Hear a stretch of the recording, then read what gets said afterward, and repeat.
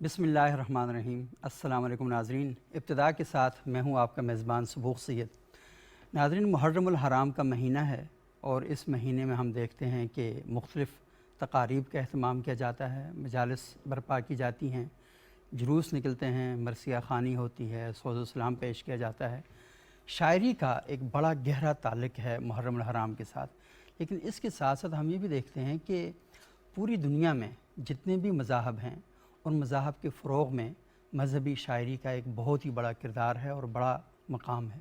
और हम देखते हैं कि जहाँ पर नसर ने लोगों के दिलों को मुसख़्ख़र करने में अपना बड़ा अहम किरदार अदा किया, वहीं जो मजहबी शायरी थी उसने लोगों के जज्बात को अंगेज़ करने में बहुत ही शानदार और बड़ा अहम किरदार अदा किया।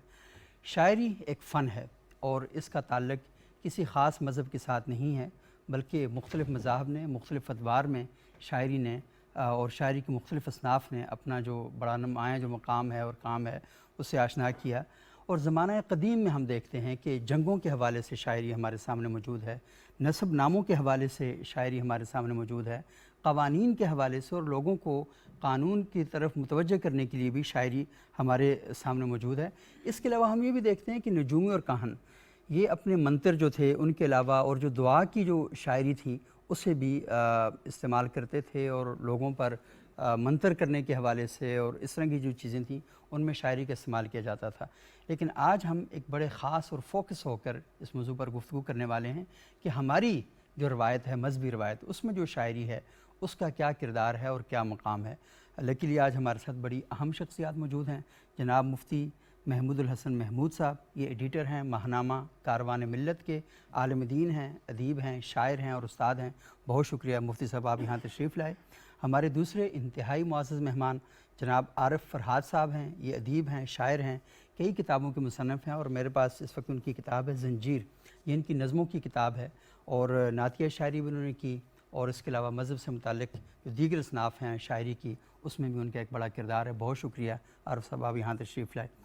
मुफ्ती साहब, मैं थोड़ा सा आपसे जानना चाहूँगा कि हम जब मज़हब के हवाले से, ख़ुसूसन इस्लाम के हवाले से शायरी देखते हैं तो वहाँ पर हमें नात बड़ी अहम मकाम पे दिखाई देती है। हज़रत हसन बिन साबित रज़ी अल्लाह ताला अन्हु, अल्लाह के रसूल जी ने अपने सामने बिठाकर ख़ुद उनसे नात सुना करते थे और क्या कमाल अशार हैं उस नात के कि इंसान का तख़य्युल और मुबालगा अपने उरूज पर हमें दिखाई देता है कि जिस तरह की तशबीहात और इस्तिआरे उन्होंने अपनी नातिया शायरी के अंदर इस्तेमाल किए तो बंदा एक दफ़ा क्या कहते हैं, वो कहते हैं अशश कर उठना, तो ये एक माहौल पैदा हो जाता है।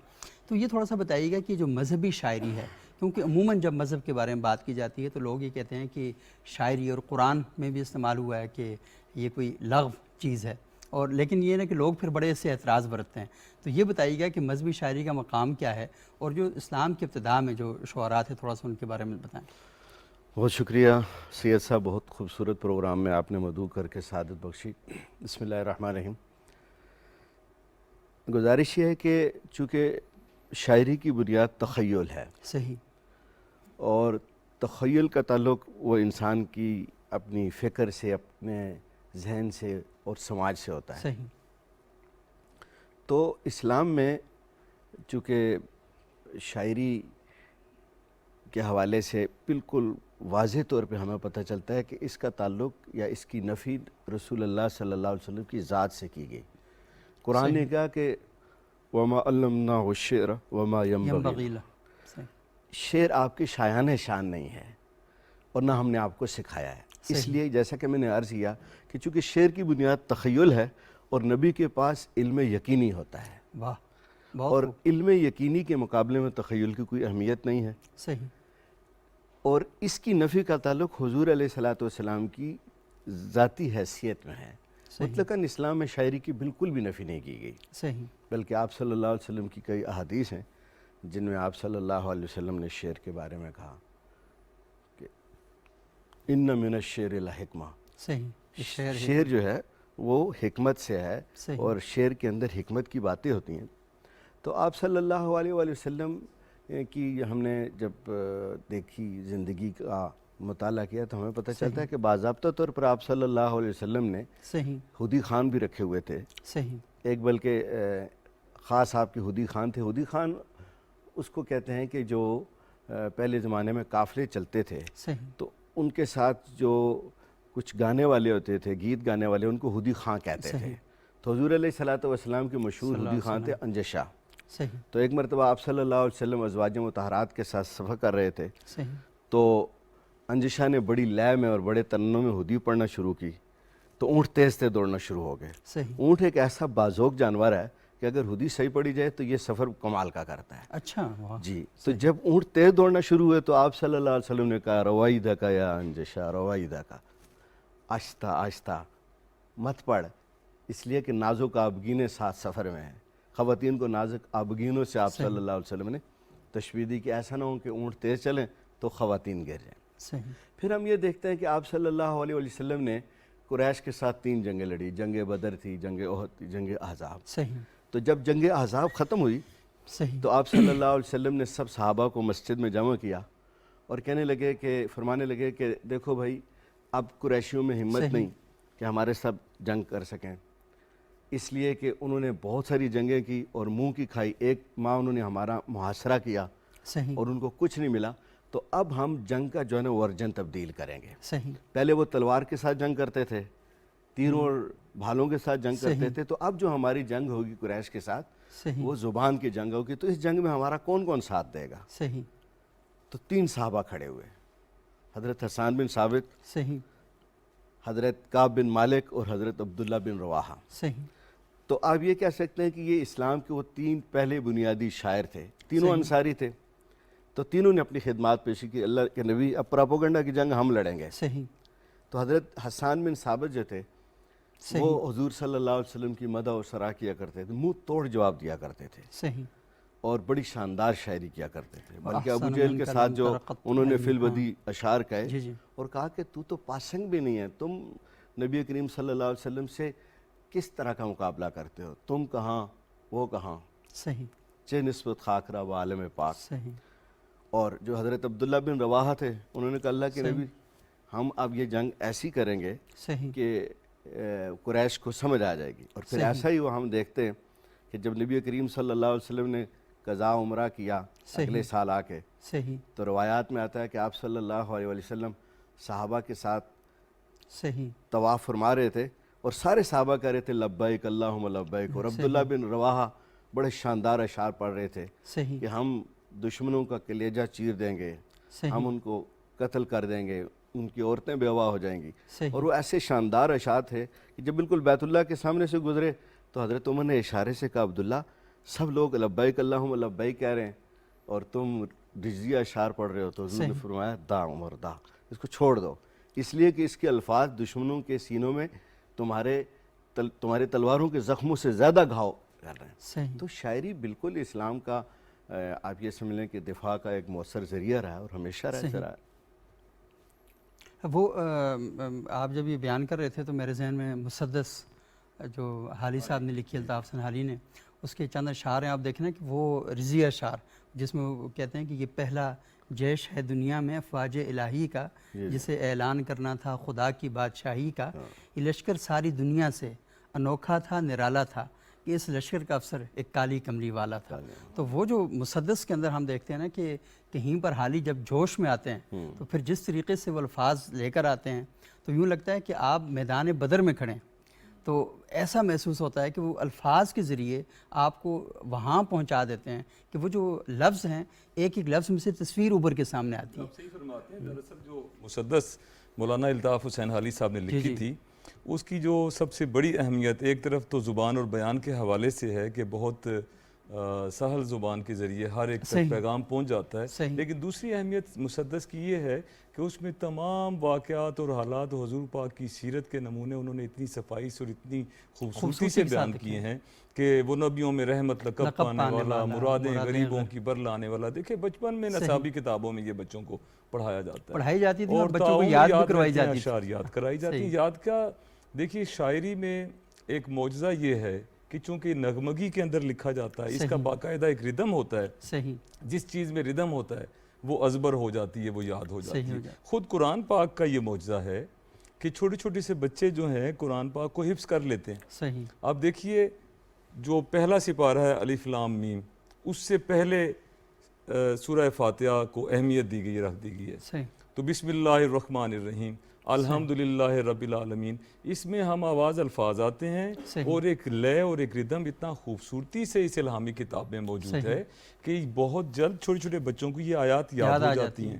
اور وہ شاعری تو نہیں ہے، شاعری نہیں لیکن ہے، شاعری سے کم بھی نہیں ہے، کم بھی نہیں کہ ہے۔ وہ آپ دیکھیں کہ وَالضُّحَىٰ وَاللَّيْلِ إِذَا سَجَىٰ، جی کیا کہنے، تو مطلب کیا کیسی کہنے، الفاظ کے اندر نظم ایسا کلام ہے ردم، بالکل۔ جی نظم کلام جو ہے بالکل۔ پھر میں سر آپ کو یہ بتاؤں کہ ایک طرف تو یہ ہمارا ادب تو ہے ہی ہے، مذہبی شاعری پر مشتمل، حمد لکھی جا رہی ہے، قصیدے لکھے جا رہے ہیں، نعت لکھی جا رہی ہے، دعائیہ نظمیں لکھی جا رہی ہیں، لیکن ان کی فضیلت بھی ہے۔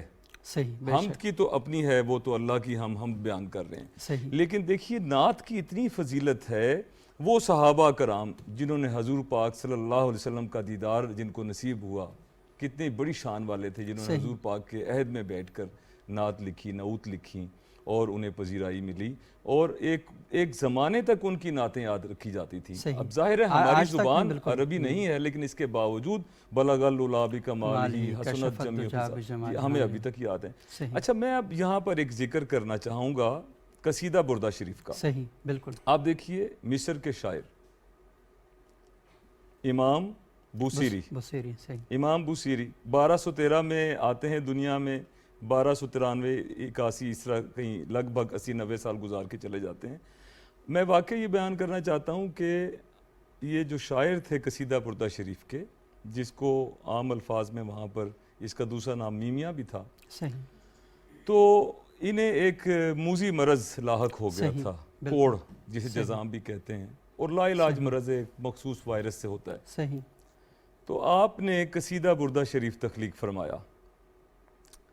اب جب آپ نے اشعار اس کے کہے تو رات کو انہیں خواب میں حضور پاک صلی اللہ علیہ وسلم کی زیارت نصیب ہوئی۔ صحیح، آپ نے دیکھا کہ حضور پاک امام صاحب کے خواب میں آتے ہیں اور اپنی چادر اتار کر ان کو اوڑھا دیتے ہیں، ان کے جسم صحیح، پر ڈال دیتے ہیں، اور معجزہ دیکھیے کہ صبح جب اٹھتے ہیں تو ان کے جسم پر کوڑ کا نام و نشان تک نہیں تھا۔ یہ تاریخ اس کا صحیح، بالکل، ثبوت فراہم کرتی ہے۔ تو قصیدہ بردہ شریف دیکھیے اس کا اتنا بڑا معجزہ ہے صحیح، کہ جس شاعر نے تخلیق کیا اسے مرض سے شفا مل گئی، نجات مل گئی، صحیح، اور آج کل اب اتنے 100 سال گزرنے کے بعد اگر ہم قصیدہ بردہ شریف سنتے ہیں اور اس کا ترجمہ پڑھتے ہیں تو اس کی فضیلت اور اس کا ثواب تو اپنی جگہ ہے۔ میں نے دیکھا ہے، ذاتی طور پر اپنی زندگی میں دیکھا ہے صحیح، کہ جو سچی لگن حضور پاک سے رکھ کر نعت لکھتا ہوں میں، یا چونکہ ظاہر ہے میرا تعلق درس و تدریس سے ہے اور صحیح، خود شاعر ہوں، صحیح، تو جب میں نعت لکھتا ہوں صحیح، اور جب کسی دوست کی نعوت اور نعت پاک پر مشتمل کتاب شائع کرتا صحیح، ہوں تو اس کی فضیلت اور اس کے اجر میں میری بہت سی مشکلات آسان ہو جاتی ہیں، بہت سے صحیح، راستے کھل جاتے ہیں۔ صحیح، تو آپ وہ دیکھیے کہ جنہوں نے حضور پاک کے زمانے میں نعتیں لکھی ہیں اور صحیح، حضور پاک خوش ہوئے ہیں، اور انہیں اللہ کے کتنا رسول نے مرتبہ، خود ان سے وہ کتنا- نعتیں سنی کتنا بھی ہیں، تو مرتبہ لازمی ملا ہوگا۔ اس کا ایک بہت بڑا اثر ہے، اور ہماری پوری تاریخ جو ہے بے شک، وہ اس کی بے شک۔ شاہد ہے کہ اللہ کے رسول صلی اللہ علیہ وسلم کی محبت لوگوں کے دلوں میں اجاگر کرنے میں، جہاں پر ان واقعات کا اور سیرت کا بہت بڑا کردار ہے، وہاں پر نعت نے بھی ایک بڑا شاندار کردار ادا کیا۔ ناظرین ایک چھوٹا سا وقفہ لیتے ہیں، وقفے کے بعد دوبارہ آپ کی خدمت میں حاضر ہوں گے اور سلسلہ کلام کو آگے بڑھائیں گے۔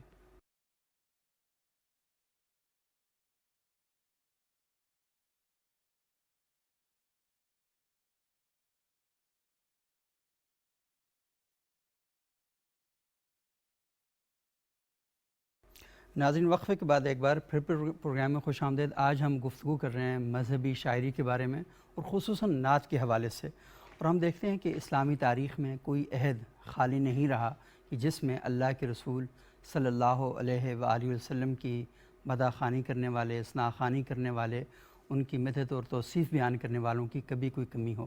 ہر زبان کے لوگوں نے اللہ کے رسول صلی اللہ علیہ وآلہ وسلم کی شان بیان کی ہے۔ ایک لمبی فہرست ہے، اور اس فہرست میں ہم دیکھتے ہیں کہ بہت سے نمایاں نام ہیں۔ حضرت حسان بن ثابت ہیں، کعب بن زہیر ہیں، جامی ہیں، سعدی ہیں، قدسی ہیں، بصیری ہیں، بہد الاقبال، امیر منائی اور فاضل بریلوی، بیدم وارسی، مطلب کتنے لوگوں کے نام لیے جائیں، ہم دیکھتے ہیں کہ کیا خوبصورت کلام کیا ہے، اور ایسا کلام کیا ہے کہ جیسے امام بصیری کے بارے میں وقفے سے پہلے بات ہو رہی تھی کہ ان کی زندگی کو میں، مطلب ان کے وجود کو جس چیز نے آج تک زندہ رکھا ہوا ہے اس میں قصیدہ بردہ شریف کا سب سے اہم اور نمایاں جو ہے کام ہے اس میں۔ اچھا، میں مفتی محمود الحسن صاحب آپ سے جاننا چاہوں گا کہ یہ جو نعتیہ شاعری ہے، ہم یہ دیکھتے ہیں کہ کیونکہ باقی چیزوں کے اندر آپ کوئی مبالغہ حد سے زیادہ کر سکتے ہیں یا کچھ چیزیں آپ اس طرح کی بیان کر سکتے ہیں، لیکن نعت کے بارے میں کسی نے لکھا کہ یہ اصل میں یہ پولیس رات پہ چلنے کے مترادف ہے۔ اگر آپ نے تھوڑا سا ادھر چلے گئے تو تب بھی تباہی ہے، اور تھوڑا سا پیچھے چلے گئے تب بھی تباہی ہے، یعنی آپ نے حد سے زیادہ آگے بھی نہیں جانا اور حد سے زیادہ پیچھے بھی نہیں جانا۔ تو یہ جو پولیس رات ہے نعت کا، اس پر کیسے قائم رہا جا سکتا ہے؟ دیکھیں سید صاحب، میری ذاتی رائے ہے کہ نعت کہی نہیں جاتی، کہلوائی جاتی ہے، واہ، بہت خوب، بہت خوب، اور یہ انسان اپنے ذاتی تخیل سے لکھ ہی نہیں سکتا۔ صحیح۔ اللہ کریم جو ہے قرآن کریم میں ارشاد فرماتے ہیں وَرَفَعْنَا لَكَ ذِكْرَكَ، اے پیغمبر صلی اللہ علیہ وسلم، ہم نے آپ کا ذکر بلند ہر ذکر سے بلند کر دیا ہے۔ اور پھر خود اللہ سبحانہ و تعالیٰ بھی حضور کی نعت سننا چاہتے تھے۔ صحیح، مشہور واقعہ ہے کہ آپ صلی اللہ علیہ وسلم اصحاب کرام کے ساتھ مسجد میں بیٹھے تھے، صحیح، تو وہی اتری کہ اللہ فرما رہے ہیں کہ اے محمد صلی اللہ علیہ وسلم، اللہ سننا چاہتے ہیں آپ کی نعت۔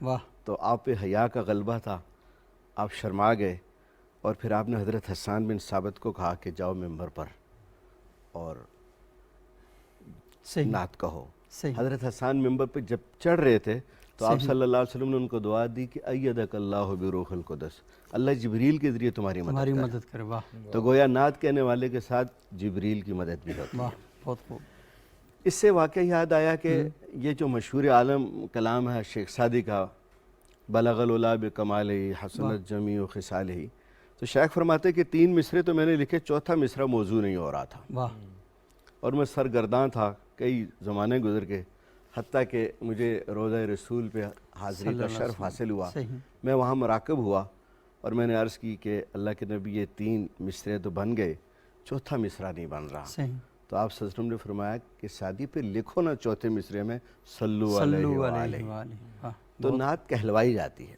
صحیح، تو بات یہ ہے کہ وہ کسی نے کہا تھا نا کہ خدا شناس اگر مصطفیٰ شناس نہیں تو گواہ کے سوا کچھ بھی اس کے پاس نہیں۔ واہ، خدا شناس اگر مصطفیٰ شناس نہیں تو گماں گماں کے سوا کچھ بھی اس کے پاس نہیں۔ واہ، تو اب بات یہ ہے کہ رسول اللہ صلی اللہ علیہ وآلہ وسلم کی محبت ایک ایسا عمل ہے جو زمان و مکان اور ان ساری چیزوں سے آزاد ہے، اور ہر دور میں آپ صلی اللہ علیہ وسلم سے محبت کے شاندار مظاہر ہوتے ہیں۔ بڑا خوبصورت فارسی کا شعر ہے کہ 1000 بار بشویم دہن ز مشک گلاب، ہنوز نام تو گفتن کمال بے ادبی ہے۔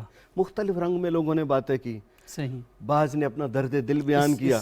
اس کا جو فارسی شعر آپ نے پڑھا، جی جی، اس کا ترجمہ بھی کریں تاکہ ہمارے لوگوں کو سمجھ آئے۔ شاعر کہتے ہیں کہ 1000 بار میں نے اپنی اس دہن کو مشک، اپنی زبان کو اور گلاب سے دھویا، لیکن اے پیغمبر صلی اللہ علیہ وسلم ابھی بھی آپ کا نام لینا بے ادبی محسوس ہوتی ہے۔ یعنی ادب کا تقاضا چیک کریں کیا ہے، کہاں میں اور کہاں یہ نکھت ہے گل۔ صحیح، تو وہ میں عرض کر رہا تھا کہ ہر دور میں لوگوں نے اپنے اپنے انداز میں نبی کریم صلی اللہ علیہ وسلم کی نعت بیان کی، کسی نے اپنے حالات کے ساتھ بیان کی، صحیح، بلکہ بڑے خوبصورت اشعار تھے کہ نعت کے رنگ میں عرض و مناجات اور حالات کے، رہبر راہ یقین کچھ بھی تو ہم تیرے نہیں، ہم جزوں میں راہبری میں کارواں کو لوٹ لیں، واہ، درس تیرا لیس للانسان الا ما سعی، واہ، اور ہم تو فصل پکنے پر کساں کو لوٹ لیں۔ تو نے اس شخص کو کیوں محروم جنت کہہ دیا جس کے ہمسائے کبھی فاقہ کشی میں سو گئے، ایک ہمسایہ تو کیا رحمت للعالمین، ہم تو تا حد نظر فاقوں کی فصلیں بو گئے۔ تو محبت کا پیمبر، تو وفاؤں کا امین، باعث تخلیق عالم درد مند عالمی، تیری امت کا مگر پیشہ فقط جبر و ریا، جیسے کوفے کے ستمگر جیسے طائف کے مکین، سنے غریبوں کے نبی سن جو ہمارا بس چلے، بے امان لوگوں کے سر سے آسماں کو کھینچ لیں، تو نے فرمایا کہ حق گوئی میرا دستور ہے، اور ہم جو حق کہے اس کی زباں کو کھینچ لیں، ہم ریا پیشہ جو سچی بات کہہ سکتے نہیں، لاکھ چاہیں بھی تو تیری نعت لکھ سکتے نہیں۔ لوگوں نے اس رنگ میں بھی بات کی اور ہر دور میں ہوتی رہی۔ صحیح، اور اسی طریقے سے میں یہ سمجھتا ہوں کہ اس کا جو آغاز ہے اردو زبان میں زیادہ مضبوطی سے کیا گیا، غالباً فخر الدین نظامی بیدری نے 1434 میں جو کتاب لکھی تھی مثنوی کی قدم رہو قدم رہو، صحیح، تو اس کے اندر 20 مثنویاں تھیں اور 20 نعتیں تھیں. اچھا، یہاں سے یہ 1434 عیسوی کی بات ہے. صحیح، وہاں سے لے کر اب تک اس لمحہ موجود تک صحیح، اردو میں بہت شاندار کام ہوا، بڑے اچھے صحیح، انداز میں کیا، صحیح. اور بڑے خوبصورت طریقے سے جس طرح کے برسبیل آپ تذکرہ. خود بھی تو شاعری کرتے ہیں نا، خود بھی لکھتے ہیں، اپنی کوئی نعت سنائیں ہمیں. صحیح. اپنی بھی نعت عرض کروں گا کہ احمد محمد مصطفیٰ ماجد ممجد مجتبیٰ واہ، شافع مشفع مرتجا واہ، فاتح مظفر تیغ زن سبحان اے اللہ، جان من جانان من سبحان اللہ، جانان سبحان من اے جان من. ماشاء اللہ، ماشاء اللہ. تو اب بات یہ ہے کہ جیسا میں عرض کر رہا تھا کہ اتنے اس پہ ہمیں اتنی یعنی فہرست لمبی نظر آتی ہے. صحیح، جو اس کوچے کے گلچین تھے جنہوں نے اس کوچے سے جو ہے نا فیض حاصل کیا، صحیح، وہ آج تک آپ دیکھ لیں اردو ادب اس حوالے سے درخشندہ ستاروں کا ایک جھرمٹ ہے. صحیح، بے شک، بہت خوب، بہت خوب. اور آج تک لوگ کہتے چلے آ رہے ہیں، اس میں محسن کاکوری سے لے کر بہزاد لکھنوی سے لے کر قریب ترین لوگوں تک ایسے لوگ ہیں جنہوں نے اپنے اپنے نذرانہ عقیدت اور گل ہے عقیدت حضور کے قدموں میں نچھاور کیے. اچھا، مجھ سے بڑی ایک عجیب سی بات ہم دیکھتے ہیں کہ ہر سطح کے لوگوں نے، مطلب انہوں نے اپنا مطلب کوئی بندہ ایک بالکل عوامی شاعر تھا تو اس کی جو نعت تھی وہ عوام کے اندر بڑی پاپولر ہوئی، اور جس کا ایک خاص ذہن تھا اس نے وہاں پر بیٹھ کر کام کیا اور اس حلقے کے لیے اس نے لکھا. یعنی ہر حلقے کے لوگوں نے اللہ کے رسول صلی اللہ علیہ وسلم کی شان بیان کی اور ماشاءاللہ اس کو جو قبولیت عامہ حاصل ہوئی وہاں سے ہم دیکھتے ہیں. بالکل. اچھا ڈاکٹر صاحب، آپ کو تو ماشاءاللہ علم عروض پر پی ایچ ڈی بھی کیا آپ نے علامہ اقبال اوپن یونیورسٹی سے. یہ تھوڑا سا بتائیں کہ ابھی ذکر فرما رہے تھے کہ وہ جو صلو علیہ وآلہ ہے نا، تو یہ بڑا گہرا تعلق ہے کہ آپ جب شاعری کرتے ہیں تو اس میں علم عروض کا جاننا جو ہے بہت ضروری ہوتا ہے.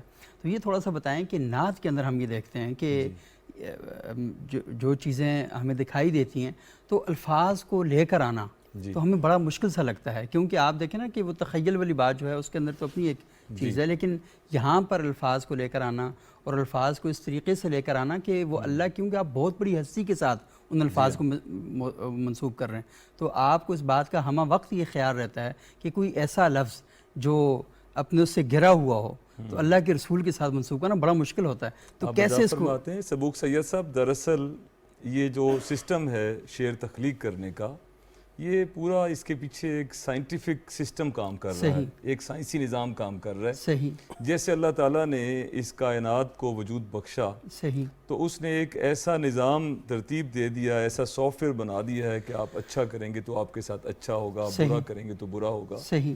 اسی طرح سے نغمگی دنیا کی ہر چیز میں عروض موجود ہے. صحیح. یعنی ہمارے لباس میں، ہماری گفتگو میں، پانی کے جھرنوں میں، دریا کے بہاؤ میں، پانی آبشاروں کی شکل میں جب آتا ہے تو اس کی جو آواز آپ کے کانوں میں آتی ہے وہ اسی لیے اچھی اور بھلی لگتی ہے کہ اس میں ایک لے، ایک نغمہ موجود ہے. بنیادی طور پر جب آدم کی تخلیق ہوئی اور دنیا میں جب آیا تو یہ ساری جو کرشمے تھے اللہ تعالیٰ کے قدرت کی، یہ تو تخلیق ہو چکے تھے اس کے استقبال کے لیے. دریا تھے، جھرنے تھے، تو ہماری کانوں نے، انسان کے کانوں نے جو نغمگی سنی وہ فیڈ ہو گئی. صحیح. اب دیکھیے علم عروض اگرچہ یہ شاعری کے مخصوص میٹرز کے لیے استعمال ہوتا ہے، اور خلیل بن احمد نے اسے ایجاد کیا. صحیح. خلیل بن احمد کا کوئی استاد تو نہیں تھا، اس کا استاد اس کا ماحول اور قدرتی ماحول تھا جس سے اللہ کی طرف سے گاڈ گفٹڈ تھا.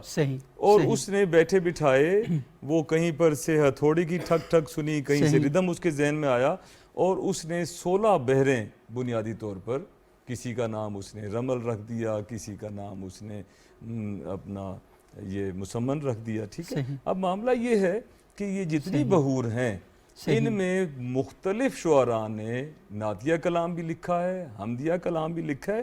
نغمگی اور ردم میں معجزہ یہ ہے کہ جب آپ ایک مصرع کہہ دیتے ہیں تو دوسرے مصرے کی تخلیقی آمد کے لیے وہ آپ کی مدد کرتا ہے. یہ جو ترنم ہے، یہ ترنم آپ دیکھیے، جیسے تھوڑی دیر پہلے آپ سے بات ہو رہی تھی کہ ہم قرآن حفظ کرتے ہیں تو اس میں جو ایک نغمگی اور ایک لے ہے قدرتی طور پر اللہ تعالیٰ نے ایسی رکھی ہے کہ کئی دفعہ آپ کا اگلی آیت آپ نے قرآن حفظ نہ بھی کیا ہو تو جب آپ مسلسل روزانہ کی بنیاد پر آپ تلاوت فرماتے ہیں تو اگلی آیت خود بخود آپ کے ذہن میں ورق الٹانے سے پہلے آ جاتا ہے کہ آگے لا یعقلون ہے یا آگے کیا ہے.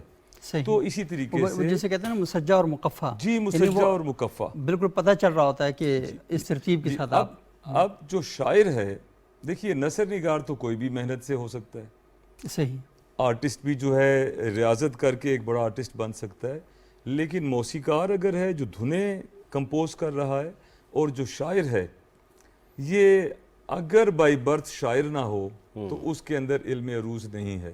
میں نے عروض کسی سے نہیں سیکھا, اچھا, لیکن مجھے پہلی مرتبہ ایک ماہر عروض ملے اور انہوں نے کہا کہ تم تو عروض جانتے ہو, تمہیں پتہ ہے؟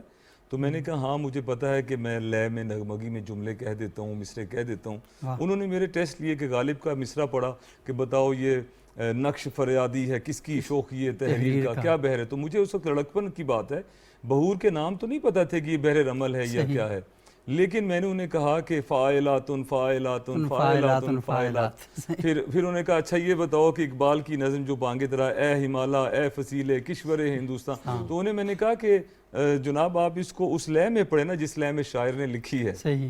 اچھا وہ انہیں تعجب غور کرنے لگے ہیں یہ تم کیسی باتیں کر رہی تو تم نے کسی سے سیکھا ہے؟ میں نے کہا نہیں سیکھا تو نہیں ہے. پھر وہ چونکہ عروض دان تھے صحیح, کہنے لگے کہ خلیل بن احمد کو بھی ودیت ہوا تھا.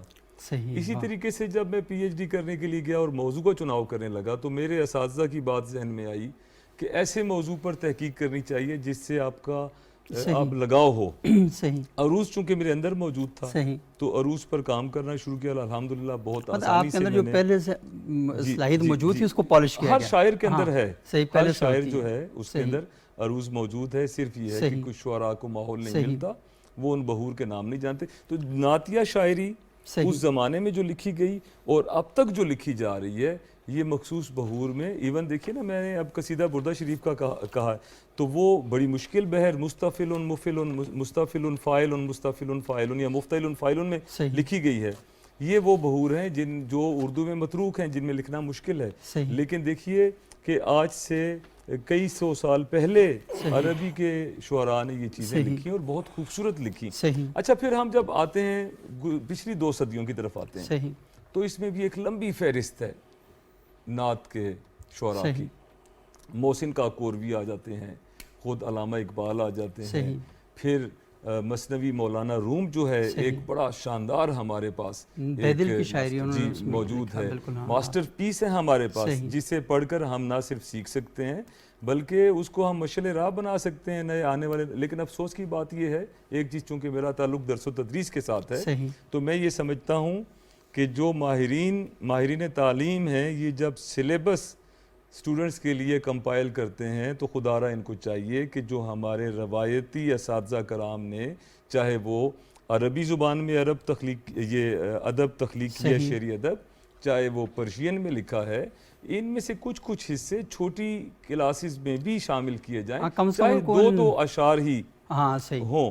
دیکھیے آپ مثلا چھوٹی کلاسز میں پہلے جو سلیبس میں اس میں کہیں نہ کہیں ہمیں شعر نظر آ جاتا تھا کہ نیچاں دی اشنائی کولوں فیض کسے نہ پایا کہ کرتے ہیں گور چڑھایا ہر گچھا زخمایا. میں آپ کو بتاؤں کہ 10-12 سال کے بچے کے ذہن میں یہ شعر, اس کا تخیل جو ہے ایک نئی راہ اس کے فکر کی کھولتا ہے.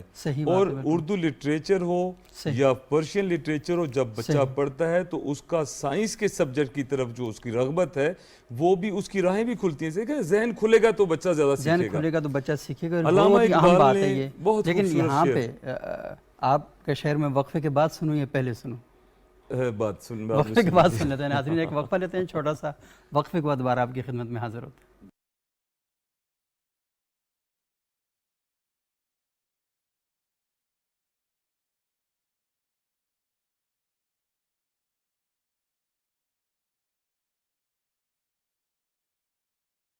ناظرین وقفے کے بعد ایک بار پھر پروگرام میں خوش آمدید. آج ہم گفتگو کر رہے ہیں نعتیہ شاعری کے حوالے سے, مذہبی شاعری کے حوالے سے, اور ہمارے دونوں معزز مہمان بہت ہی زبردست گفتگو کر رہے ہیں.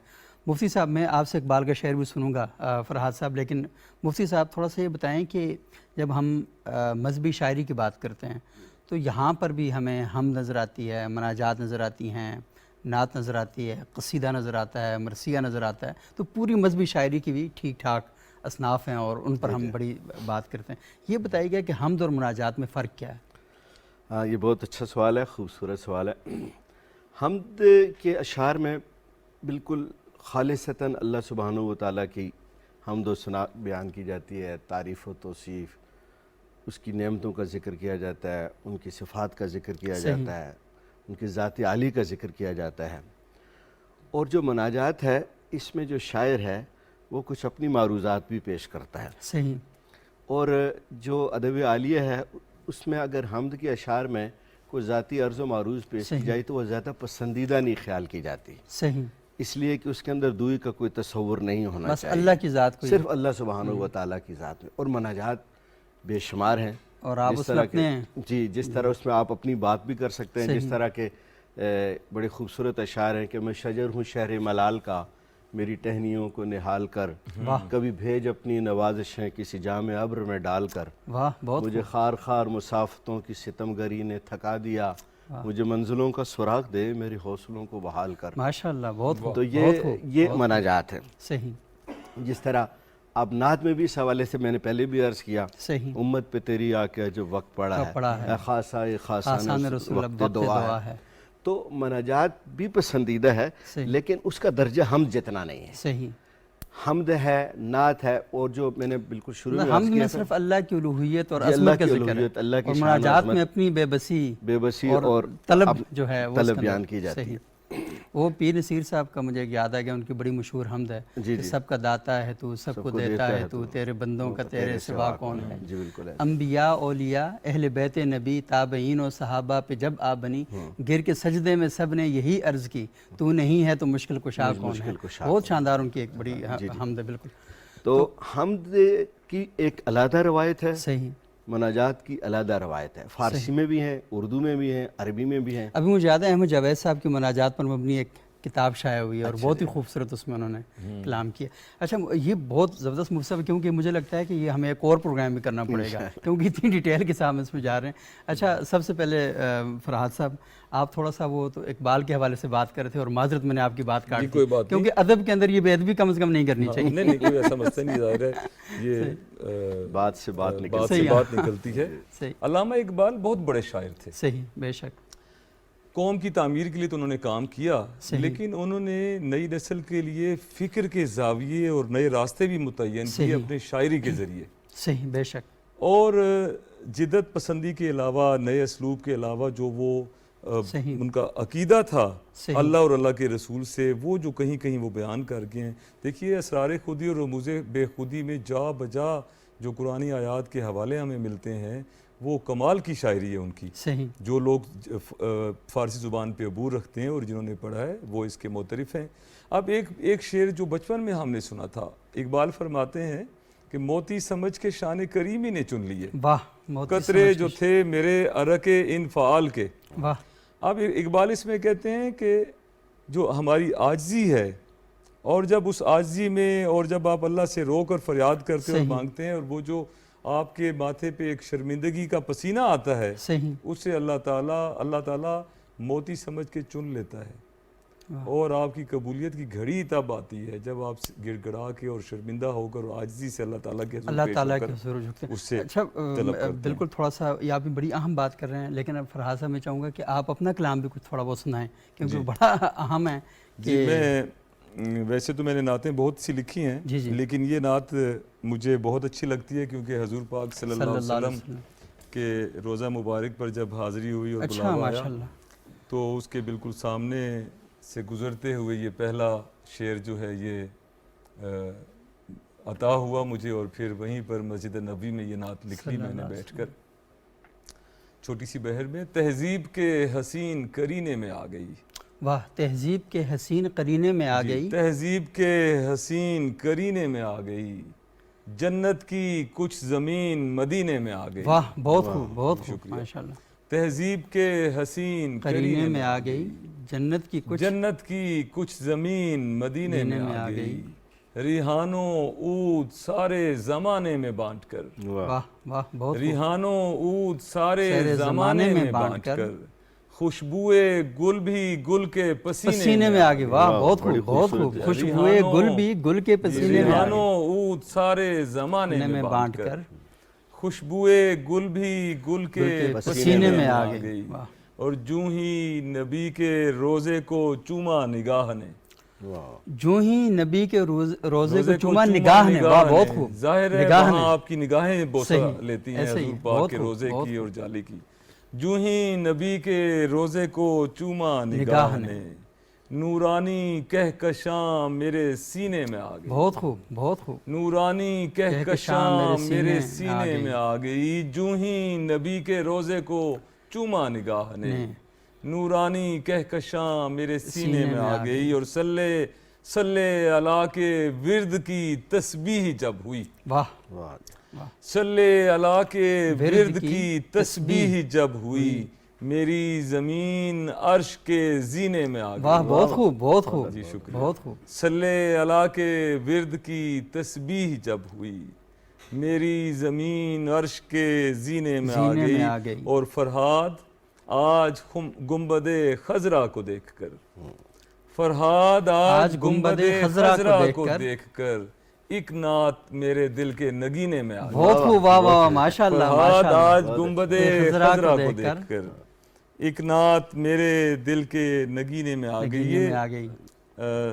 ایک نظموں پر مشتمل میری کتاب ہے. میں نے عرض کیا تھا نا یہ لکھی نہیں جاتی, ایسے لکھوا ہی جاتی. یہ دیکھیں اکثر جو نعت گو شاعر ہیں ہم دیکھتے ہیں کہ جب وہ اللہ کے رسول صلی اللہ علیہ وسلم کے روضہ مبارک میں یا مسجد نبوی میں حاضری دیتے ہیں تو اس وقت جو ان کی کیفیات ہوتی ہیں وہ ان کی دوسری جگہ کی شاعری سے بہت ہی مختلف ہوتی ہے. اور آپ یہ دیکھیں جس طرح میں غزل لکھوں تو اس میں چونکہ ہمارے گھر میں مذہبی ماحول تو تھا صحیح, لیکن ایک عقیدت, آپ بچہ گھر میں پیدا ہوتا ہے, گھر میں خانہ کعبہ کی بیت اللہ شریف کی تصویریں لگی ہوں, آپ کے سامنے مسجد نبوی ہو, تو وہ ایک عقیدت پیدا ہو جاتی ہے. پھر وہ بچہ ماں سے پوچھتا ہے. ہماری والدہ بتایا کرتی تھی کہ یہ اللہ کا گھر ہے, یہ روضہ رسول ہے. پھر دل میں خواہش ہوتی تھی اور میری خواہش اللہ نے پوری کی کہ والدہ کی زندگی میں ان کے ساتھ روضہ رسول پہ حاضر ہوا. صحیح جی. تو میں ایک نظم پیش کرتا ہوں. یہ بھی نعتیہ نظم ہے لیکن سائنٹیفک بنیادوں پر لکھی گئی ہے, جس کا عنوان ہے 1-0. صحیح. 1-0. ایک کائنات ساری ڈیجیٹل ہے, کمپیوٹر کی پروگرامنگ 1 اور 0 پر مشتمل ہے. تو میں اپنے اصل تک پہنچا نہیں شاید. واہ. میں اپنے اصل تک پہنچا نہیں شاید, میرے خلیوں کا کوئی جین بھی کھلتا نہیں مجھ پر. میرے اعصاب کا سارا کھچاؤ اور فطرت کا رچاؤ ہی مجھے اس کوڈ تک جانے نہیں دیتا جہاں پر منکشف ہوتا ہے نمبر 1 یا 0. ابھی تک 1-0-0-0-1 کے چکر میں الجھا ہوں. ابھی تک 1-0-0-0-1 کے چکر میں الجھا ہوں, جہاں سے روشنی گرتی ہے رنگوں میں بکھرتی ہے, جہاں پر واہموں کی گتھیاں ساری سلجھتی ہیں, جہاں پر بائنری نمبر کسی ایک ہشت پہلو اوکٹا میں دفن ہوتے ہیں, جہاں پر اوکٹا کی نصف گنتی کے برابر میم ہے, پھر میم اور ایک دال ایسے اسم کو تشکیل دیتے ہیں جو خود ہی 1 اور 0 میں ڈھل کر میرے ہر خلیے کے ہر ایک جین کو انکوڈ کرتا ہے, جہاں ہر جین ریپلیکا بناتا ہے تجسس کا, محبت کا, حیات اور موت کی حد کا. بہت خوب بہت خوب. بہت شکریہ فرحات صاحب اور بہت شکریہ مفتی محمود الحسن محمود صاحب.